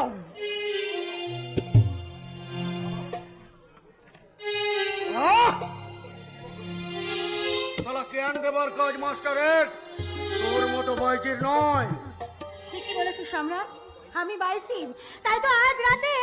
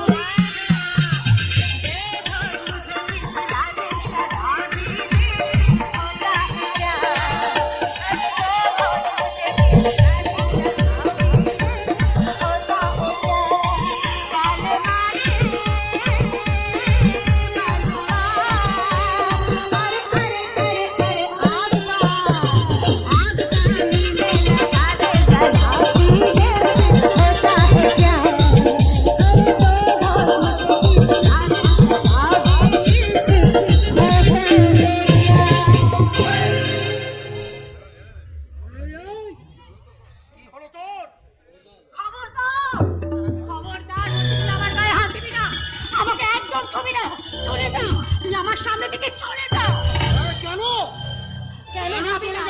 কেন যাবি না? এই হোটেলে এসে তুই মদ খেয়ে মাতাল হতে এসেছিস নাকি চরিত্রহীন হয়ে আমার ওই দেহটাকে খুবলে খুবলে খেতে চাস? কি বললি তুই? আমি চরিত্রহীন লম্পট? ক্ষমা চাইছি, আমি তোর পায়ে ধরে ক্ষমা চাইছি, তুই বিশ্বাস কর। বিশ্বাস কর, আমি যে কখনো কোনো দিন তোকে চরিত্রহীন মাতাল লম্পট রূপে দেখতে চাইনি রে। কারণ আমি যে তোকে ভালোবাসি। ওই ভালোবাসা শব্দটা দ্বিতীয়বার আমার সামনে উচ্চারণ করলে আমি তোর গলা টিপে শেষ করে দেবো। তুই হাত দিয়ে আমার গলাটা টিপে মেরে ফেল। তোকে তোমরা ভালোবেসে ভালোবাসবি? আরে নিশ্চয়ই ভালোবাসবি। তবে তবে সেটা ছোট বোন হিসেবে বড় দাদাকে যেমন ভালোবাসে তুই ঠিক তেমনি ভালোবাসবি। তার চেয়ে বেশি কিছু চাইবার চেষ্টা করবি না। দাদা দাদা আমি হ্যাঁ, জমের দুয়ারে কাটা দিয়ে আমারই কপালে ফোঁটা দিয়ে যেদিন যেদিন ছোট বোন হিসেবে তুই আমার সামনে এসে দাঁড়াতে পারবি, আর সেদিন সেদিন বড় দাদা হিসেবে আমিও না তোকে খুব খুব ভালোবাসবো। আর ভালো ঘর ভালো বর থেকে আমি সানাই বাজিয়ে ধুমধাম করে তোর বিয়ে দেবো। আর সেটাই হবে এই বেজন্মা সম্রাটের জীবনের শ্রেষ্ঠ পুরস্কার রে বোন। এই বেজন্মা সম্রাটের জীবনের শ্রেষ্ঠ পুরস্কার।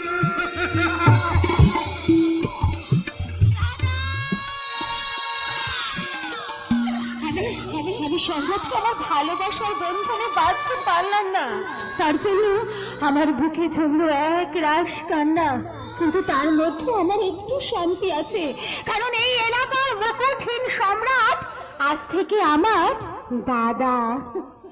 হোটেলে ঢোকার পথেই মস্ত বড় বাধা। উঠুন। না দেখালেও চলবে। আপনাকে দরদ দেখানোর কোনো ইচ্ছে আমার নেই, তবু সামান্য সৌজন্য বোধ। বাবা, ওই জ্ঞানটুকু আছে দেখছি। বাজে কথা বাদ দিয়ে বলুন, মিস্টার ডিডি সাহেবের দেখা কোথায় পাবো?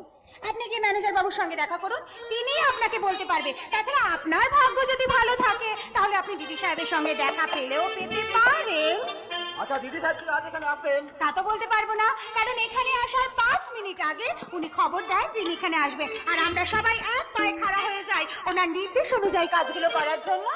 তাহলে কি আমাকে ওই একই নিয়ম মেনে চলতে হবে? হ্যাঁ মিস্টার রাজা, এটাই এখানকার হোটেলের নিয়ম। কিন্তু কোনো কিন্তু নয় মিস্টার রাজা, এই হোটেলের প্রবেশ করার আগে ন্যায় নীতি জ্ঞানটা বিসর্জন দিতে হয়। সেটা সকলের পক্ষে সম্ভব নাও হতে পারে। তাহলে তার প্রতি অমান্য করার একমাত্র শাস্তি মৃত্যু। ইয়েস, সেই মৃত্যুর পরোয়ানা এখন এই হোটেল দুয়ারে উপস্থিত। এই যে ডিডি সাহেব আসছেন, সবাই রেডি হয়ে যান। আবির, এই তুমি কি বলছো? কোনো খবর নাই দেই ডিডি সাহেব?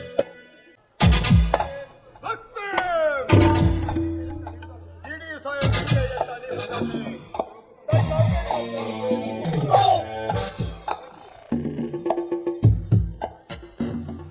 Take it.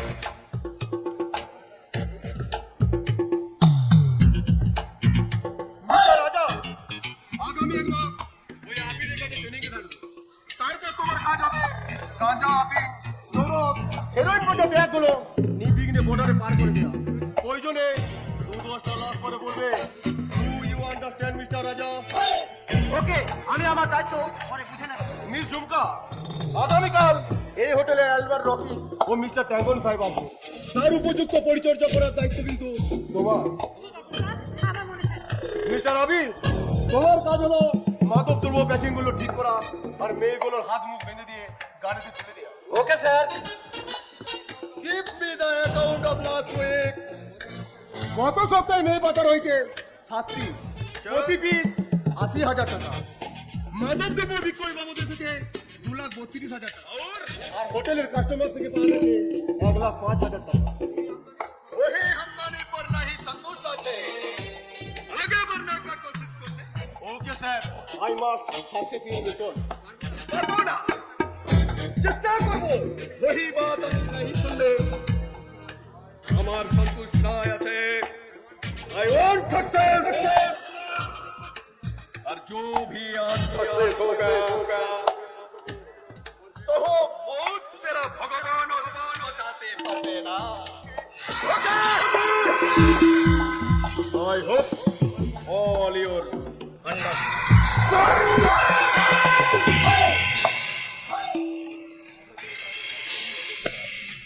আশা করি কাজের দায়িত্ব বুঝতে কারো অসুবিধা হয়নি।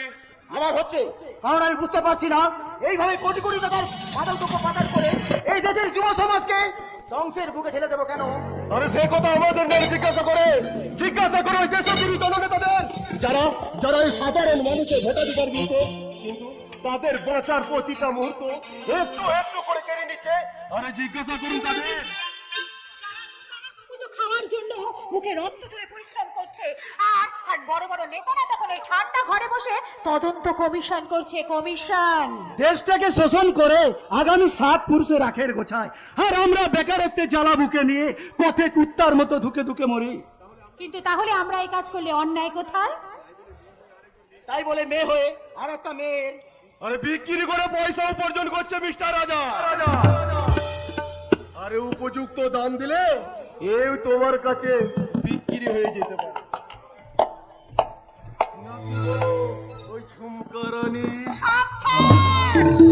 একটা কথা সব সময় মনে রাখবেন, ঝুমকা ডান্সার হতে পারে কিন্তু দেহ পশারিনী নয়। আরে তাই নাকি? কারো ইচ্ছার বিরুদ্ধে কাজ করার কোনো অধিকার নেই ম্যানেজার বাবু। আরে আমার অধিকারের কথা নাকি? তোমার কাছ থেকে শিখতে হবে নাকি? নিশ্চয়, কারণ এই হোটেলে সবাই দিদি সাহেবের হাতের পুতুল। আরে মনে রেখো, আমি এই হোটেলের ম্যানেজার। দিদি সাহেবের চাবুক খেয়ে পিঠের চামড়া তো কালো হয়ে গেল, তোমার ম্যানেজারি পদে অহংকার গেল না। আরে অহংকার এখনো দেখাইনি আমি, তবে এবার দেখাবো এই পিস্তলের মুখে। আরে ভয় দেখাচ্ছেন, বাট ইউ রিমেম্বার ম্যানেজার বাবু, ওই রকম একটা ছেলে খেলার যন্ত্র আমার কাছে আছে। যুদ্ধ করে রাজা আর বান্দায় প্রজা, আর এই প্রজা যুদ্ধ করবে, আর এই রাজা দাঁড়িয়ে দাঁড়িয়ে দেখবে। তাই কি কখনো হয়? তাই তোমাদের দুজনের যুদ্ধের সাজ আজ আমি সাঙ্গ করে দেবো রে জানো।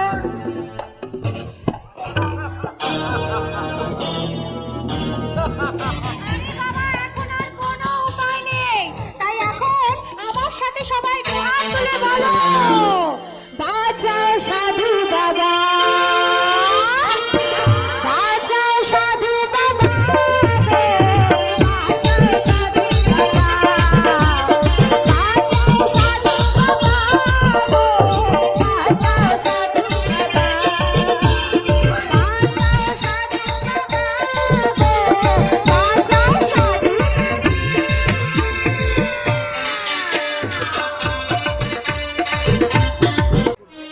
দয়া করুন বাবু, দয়া করে আমায় একটি পয়সা ভিক্ষে দিয়ে দেন। না না বাবু, আমি আমি আমার নিজের জন্য চাইছি না, বাড়িতে আমার বাবার ভীষণ অসুখ, ওষুধের পয়সা জোগাড় করতে না পেরে ওই ডাক্তার বাবুর কথা উপেক্ষা করে এই শহরে এসেছি কিছু ভিক্ষে চাইতে। দিন না বাবু, সেই না, আমাকে আমাকে একটি পয়সা দিন। আমি মানুষ পেলাম না রে, যে আমার দেখে দিল ব্যথা দিল এমন মানুষ পেলাম না রে, এমন মানুষ পেলাম না রে, যে আমার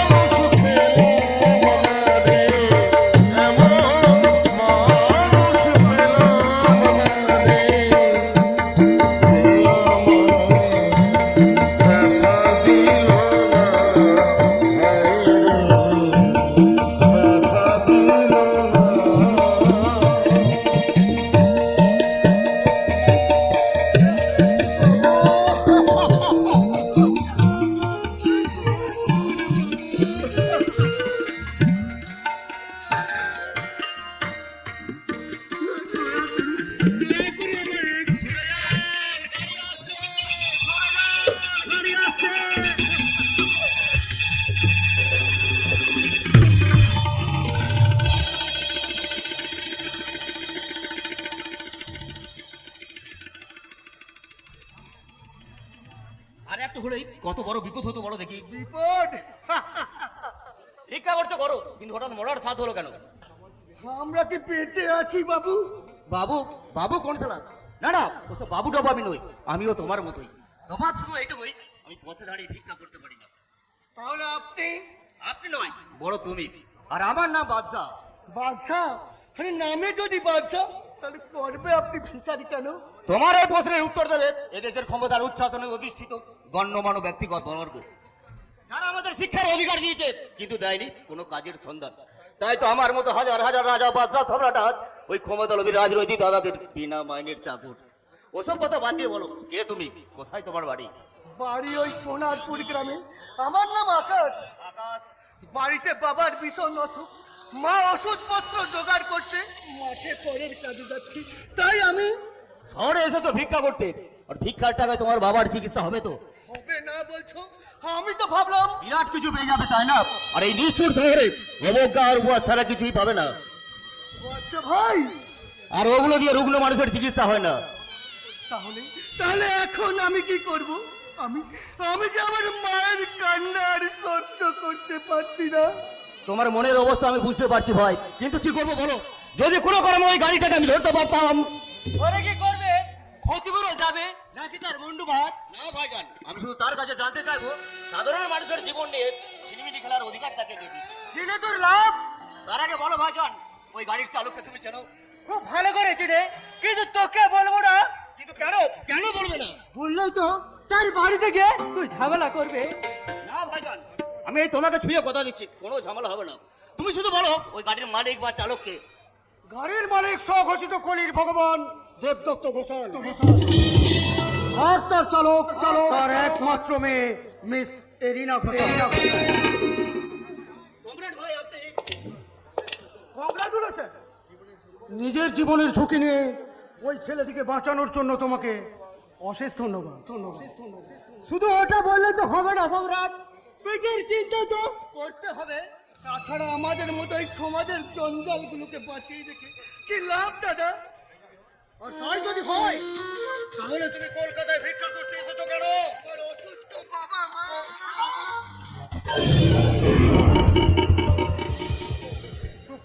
চুপ করো বলছি। তুমি কোনোদিন আর আমার সামনে ওই বাবা মা শব্দগুলো উচ্চারণ করবে না। কিন্তু আমার তো ওই বাবা মা ছাড়া আর কেউ নেই, তারাই তো আমার জীবনের পরিত্রাতা। কিন্তু কিন্তু আমার জীবনের বাবার বাবা মাই হলো এক একটা মূর্তিমান অভিশাপ। তারাই তো আমার জীবনটাকে ঢেকে দিয়েছে নিকট কালো অন্ধকারে, আর কপালে এঁকে দিয়েছে বেদনার যন্ত্রণা, যেটা আমাকে সারা জীবন বয়ে বেড়াতে হবে। না সম্রাট, উপরে তোমার ভগবান আর আমার আল্লাহ বলে যদি কেউ থাকেন, তাহলে তোমার এই মুহূর্তের দাম একদম থেকে দিতেই হবে। সম্রাট ভাই, আকাশ তোমার কাছে রইলো, আর আমি চললাম দেবদত্ত ঘোষালের বাড়ি। বাধা দিও না সম্রাট ভাই, বাধা দিও না। পিছু ডেকো না ভাইজান, পিছু হটতে গিয়ে আছে আমাদের যে হলো পিছ চলে গেছে। তাই এখন সময় আছে যে ওদের বুঝিয়ে দেবো। সাবধান, আর ওই অত্যাচারীর দল নিপীড়িত গণদেবতা আজ জেগে উঠেছে। এ তুমি কি করলে সম্রাট? কেন তুমি ওকে ওই গাড়ির মালিকের নাম বললে কেন? আরে তাতে কি হয়েছে? ইয়াং ছেলে দীপ্ত সূর্যের মতো জেগে ওঠে, অন্যায়ের প্রতিবাদ করবে বই কি। কিন্তু তুমি তো জানো সম্রাট, আপনাদের খুনের পর আমি নিজে লেখাপড়া না শিখে লেবার খেটে ওকে লেখাপড়া শিখেছে। ওর যদি কোনো বিপদ হয়, বিপদ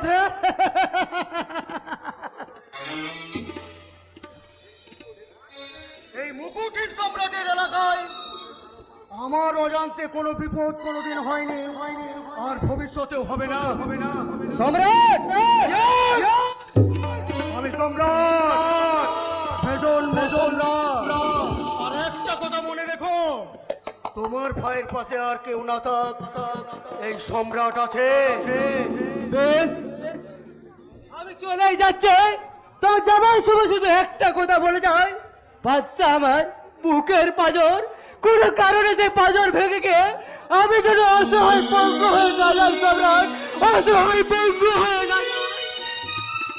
আমার বাবা মায়ের মতো আপনাদের জীবনে দুঃখ দুর্দশা নেমে আসুক, এ আমি চাই না দাদা, এ আমি চাই না। দাঁড়াও, আমার অপর থেকে উপেক্ষা করে করেই যাচ্ছ। তুমি কি চাও তোমার সেই অতি আদরের আপনজন বিনা চিকিৎসায় মারা যায়? না দাদা না, তা আমি কখনোই চাই না। অসুস্থ বাবা মায়ের চিকিৎসার জন্য তুমি কলকাতায় এসেছো ভিক্ষা করতে। বলো কত টাকা নিয়ে যাচ্ছ তুমি তাদের জন্য? একটা টাকাও নয়, আমি তাদের জন্য নিয়ে যাচ্ছি এই আপনাদের মতো মহান দাদাদের অকৃত্রিম স্নেহ ও ভালোবাসা। ওই শুকনো নিরোজ ভালোবাসায় মন ভরতে পারে আকাশ, কিন্তু পেট ভরে না। আর এই মুকুটহীন সম্রাট কোন বিপদগ্রস্ত মানুষকে কোনোদিন খালি হাতে কখনো ফেরায়নি, আর আজও ফেরাবে না। তুমি তুমি এসো আমার সঙ্গে। হ্যাঁ যাবো, এই নিষ্পা নিৎকাত শহরের মাঝেই। তুমিই তো আমার বন্ধু দাদা, সব কিছুই। তাই তো বলছি, আমার হাত ধরে তুমি নিয়ে চলো সখা, আমি যে পথ চিনি না। আমার হাত ধরে তুমি নিয়ে চলো সখা, আমি যে পথ চিনি না।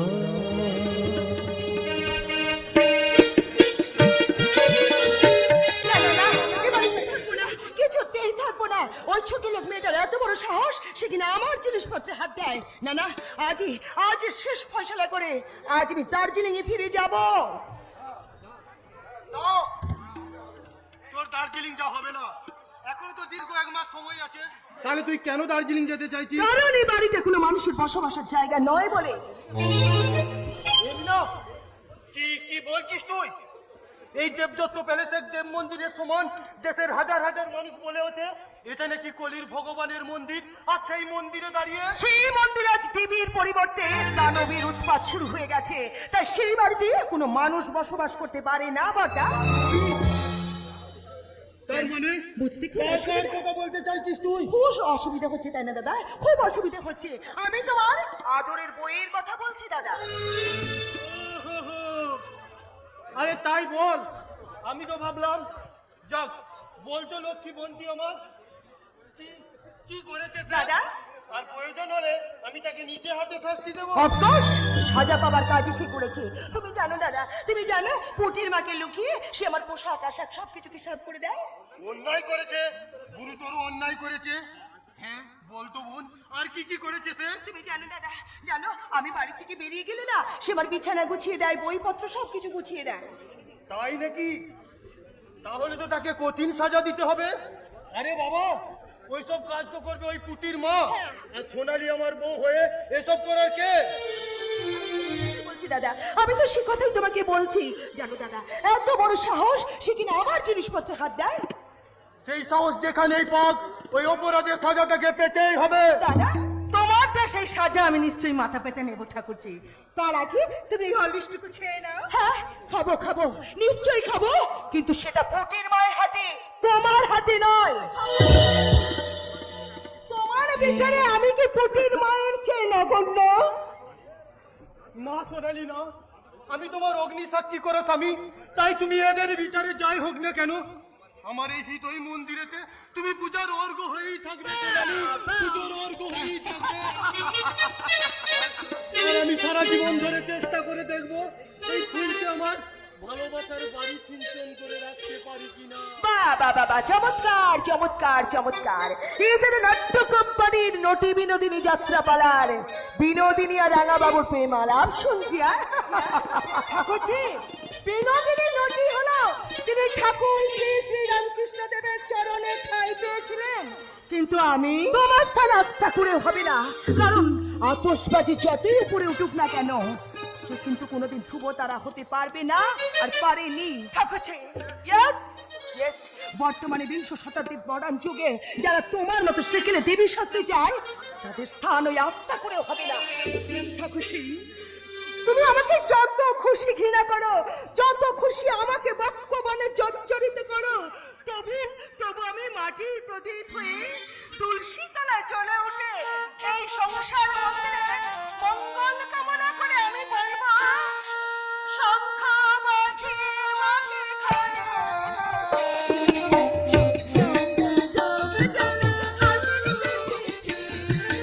সংখ্যা বাজে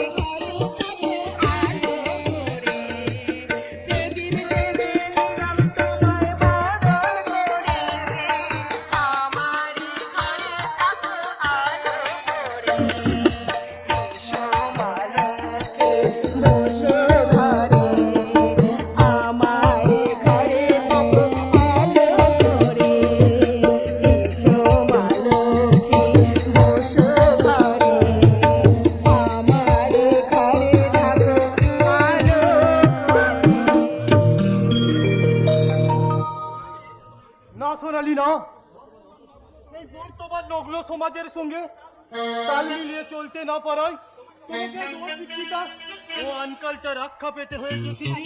তবে তোমার মতো শাশ্বত বাংলার বধূকে স্ত্রী হিসাবে পেয়ে আমি গর্বিত সোনালি, আমি আনন্দিত। আমি জানি সোনালি, জানি তুমি হলে সর্বংসা, তাই তোমার সান্ত্বনার একমাত্র আশ্রয় আমার এই বুকের মাঝে ভালোবাসার পবিত্র মন্দিরে। যাও যাও, তবে আর কি স্বামীর পবিত্র মন্দিরে শুয়ে ঠাকুরজি, সেটা যেমন আমার ধর্ম, তেমনি এ বাড়িতে বধূ হয়ে থাকা হিসাবে সকলকে খুশি রাখা হচ্ছে আমার কর্তব্য। আমি সেই কর্তব্য পালনে কোনোদিনও বাধা দেব না। অব্যাহতি দিলাম।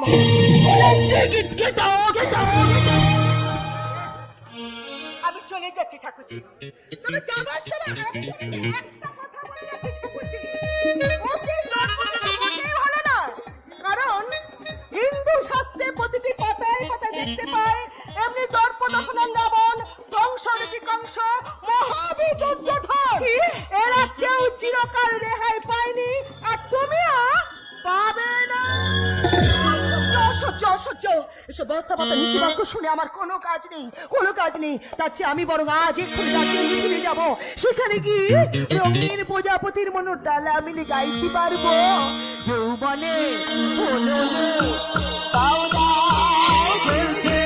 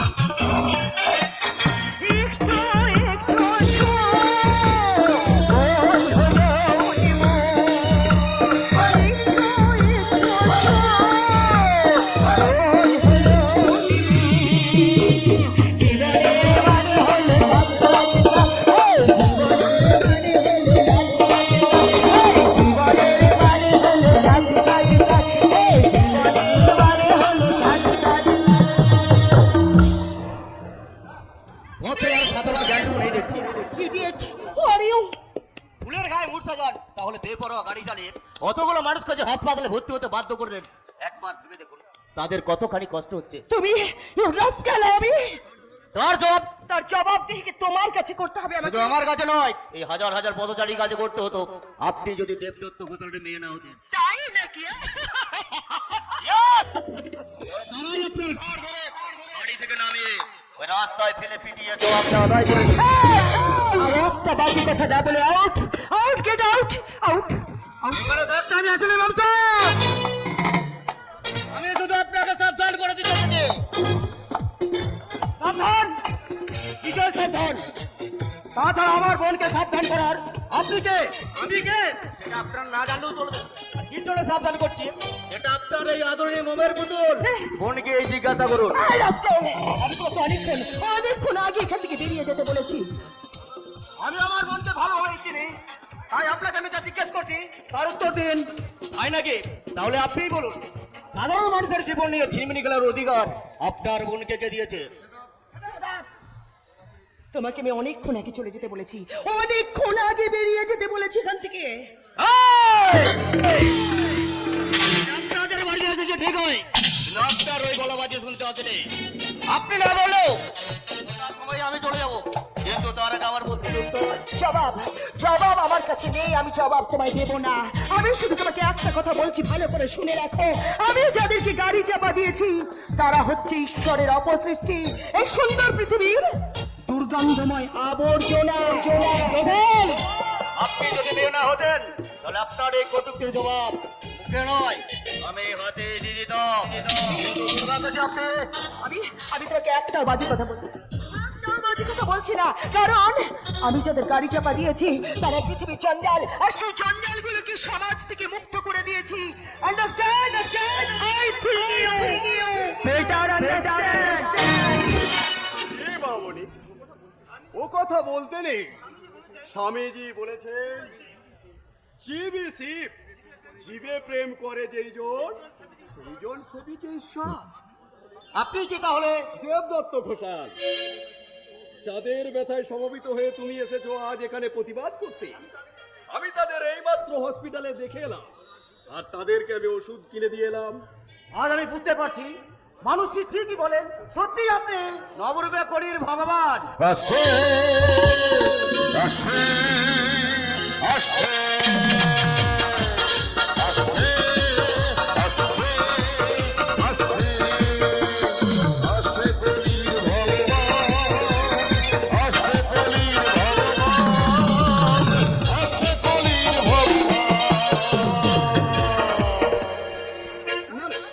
আমি ভগবান নই, আমি তোমাদের মতনই সাধারণ একজন মানুষ।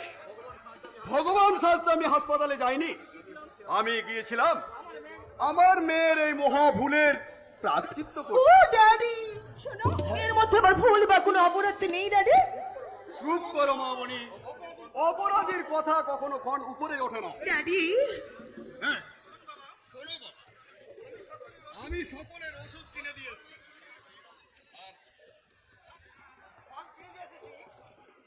ফলও কিনে দিয়ে এসেছি, আর এরপর এই নাও তুমি 10,000 টাকা।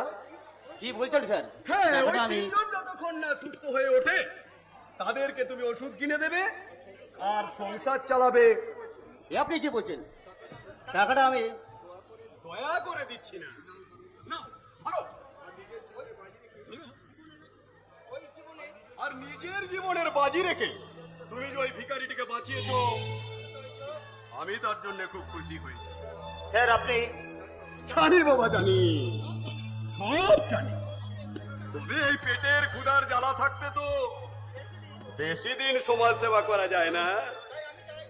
হ্যাঁ, তাই আমি চাই বলুন কি চান আপনি?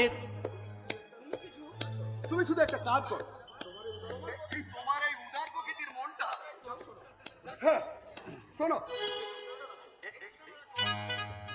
এই ঠিকানাটা তুমি রাখো, ওখানে তুমি ডিডি সাহেবের কাছে দেখা করলে তোমার একটা চাকরি ব্যবস্থা হয়ে যাবে।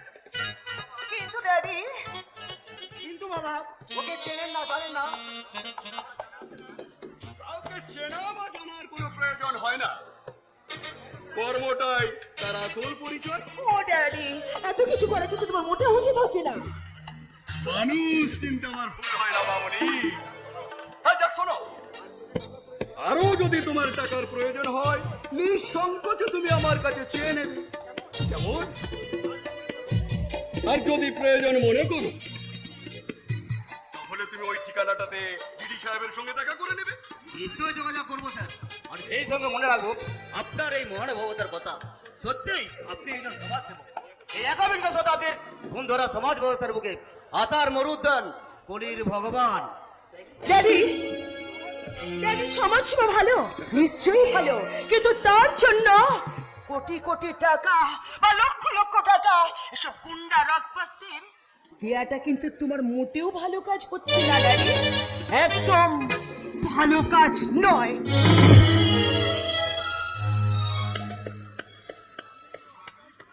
পাগলি কোথাকার। হ্যাঁ বাবা, সত্যি ও একটা শাখের পাখি। আর কিন্তু আমি আপনার বন্ধুর কবলে পড়ে খুনও করতে হতে পারে।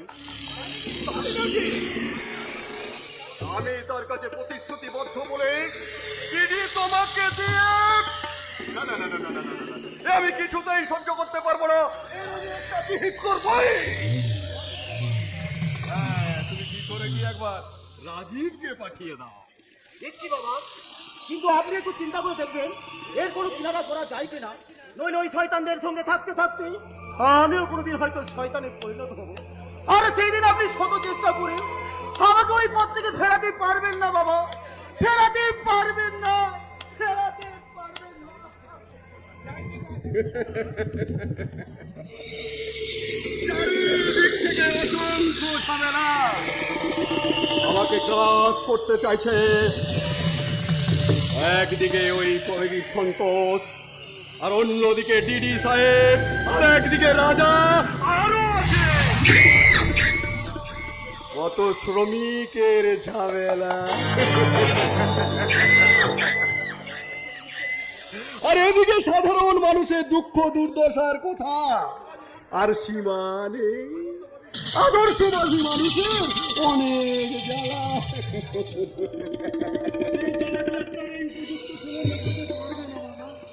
নিশ্চয়ই পারবে, নিশ্চয়ই পারবে রাজীব। তুমি আজ রাত করে ফাইটে চলে যাও, আর সেখানে শ্রমিক ও সন্তুষ্ট মিটিয়ে মুম্বাইয়ের কারখানার লো কোয়ালিটির মালের ফাইসাল্লা করে আগামী 7 দিনের মধ্যে তুমি বাড়ি ফিরে আসবে। কিন্তু বাবা, আগামীকাল তো আমার। শোনো রাজীব, তোমার মনে যদি কোনো কিন্তু টিন্তু থাকে, আপনি কি বলছেন বাবা? ওই শ্বশুর বাড়িতে যাওয়ার জন্য ব্যবসার কাছে কিন্তু করবো আমি, এটা আপনি ভাবতে পারলেন বাবা? এটা আপনি ভাবতে পারলেন? না না না না না, তা আমি ভাবছি না রাজীব। তবে বলছিলাম, আমি জানি বাবা, জানি শুধুটা নিষ্ঠা পরিশ্রম আর বুকের রক্ত দিয়ে তিলে তিলে গড়ে তুলতে হয় একটা ব্যবসা।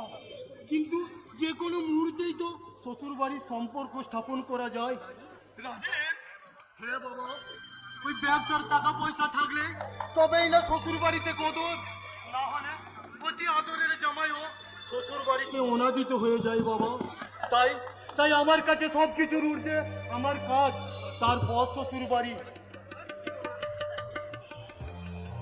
এখন আমি আসছি বাবা। এসো। আমি জানি রাজীব, আর সেজন্যই তো তোমার মতো সুপুত্রের হাতে আমি এই গুরু দায়িত্ব অর্পণ করে দিয়ে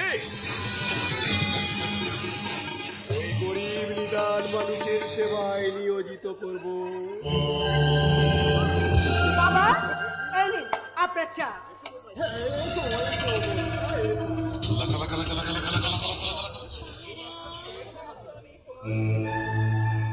আরে এই মাত্র আমি তোমার কথাই ভাবছিলাম।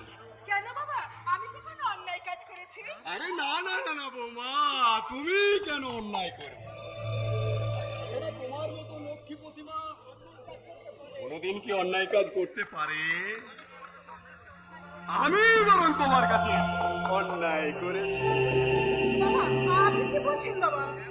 হ্যাঁ বৌমা, কাল তোমার বাপের বাড়ি যাওয়া স্থগিত রেখে আমি রাজীবকে আজ রাতের ফ্লাইটে দিল্লি পাঠিয়েছি।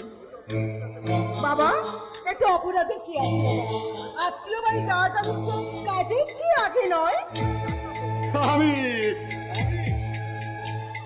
জানতাম বৌমা, তোমার মুখে এমনি কথাই মানাবি। হ্যাঁ, যাক শোনো বৌ, আজ ফিরে না আসা পর্যন্ত ঘুরে আসতে পারো। বাবা, আমি সংসারে কাজ আছি। তাতে কি হয়েছে বৌমা?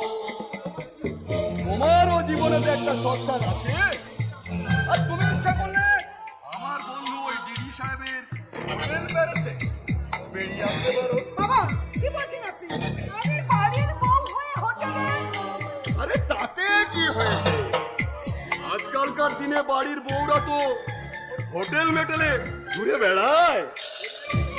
আচ্ছা আচ্ছা আচ্ছা, তুমি যদি যেতে না চাও তাহলে তোমার বোন এরিনাকে সঙ্গে নিয়ে ঘুরে আসতে পারো। ঠাকুরজি আমার সাথে কোথাও যাবে না বাবা? আরে দিদিমণি তোমার সঙ্গে যেতে না চাই, আমি তোমায় সেখানে পৌঁছে দেব। দেখি তুমি এখানে? এই বিপদ তারণ স্যার, যে কোনো বিপদে বৌদিমণিকে আমি পুলিশের মতো তারণ মানে উদ্ধার করব স্যার। আরে এদেশের পুলিশরা তো বিপদের 7 ঘন্টা পরে এসে পৌঁছায়।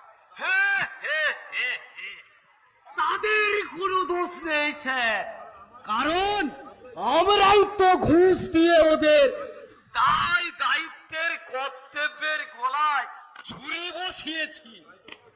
তাই তো ওরা অপেক্ষা করে দেখে কোথা থেকে কোনো ঘুষ আসছে কিনা। তুমি কি ওদের মতো ঘুষখোর? বাবা, বাবা আমি ভেতরে যাচ্ছি। আপনার ছেলের সব জিনিসপত্রগুলো গুছিয়ে দিয়ে যায়। যাই বলুন স্যার, বৌদিমণি হচ্ছে আপনার ঘরের একেবারে লক্ষ্মী প্রতিমা।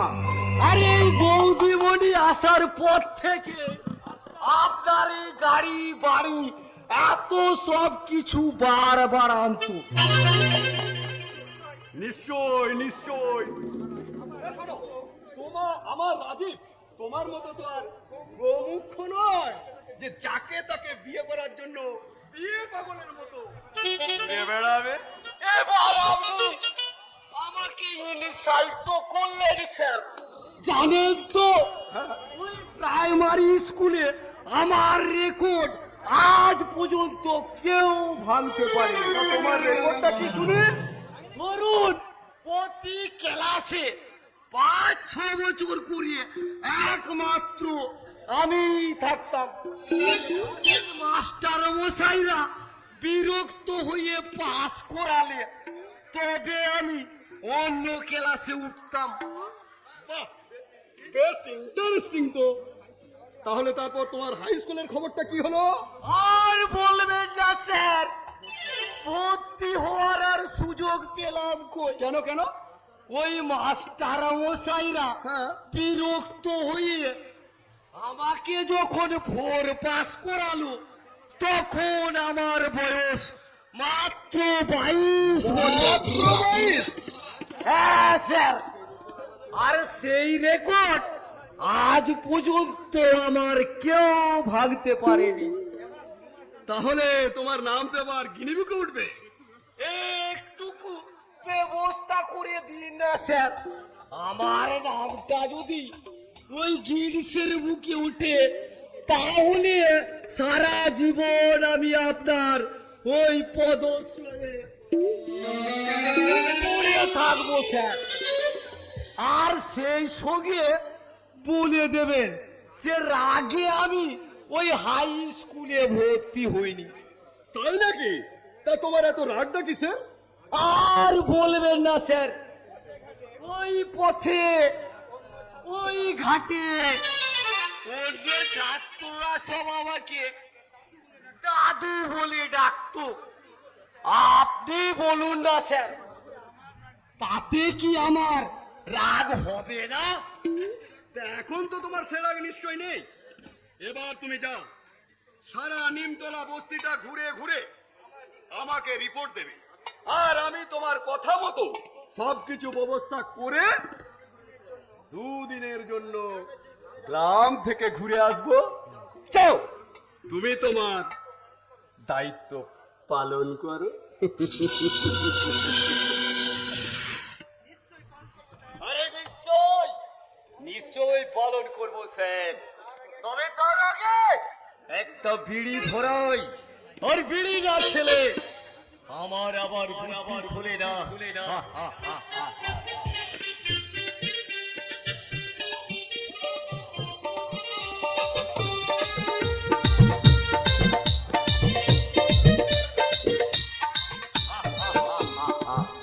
বড়টা 7 দিনের জন্য দিল্লি যাচ্ছে, আর স্যার যাচ্ছে গ্রামে। আর ওই যৌবন সমুদ্র সোনালী সুন্দরকে হোটেলে পৌঁছে দেওয়ার দায়িত্বটা আমার। আর এটাই তো সুবর্ণ সুযোগ সোনালী সুন্দরী তোমার ওই উতাল পাতাল যৌবন তরঙ্গে এই বিপদ কারণ চক্কতি তার কামনার নৌকা ভাসিয়ে দেবে।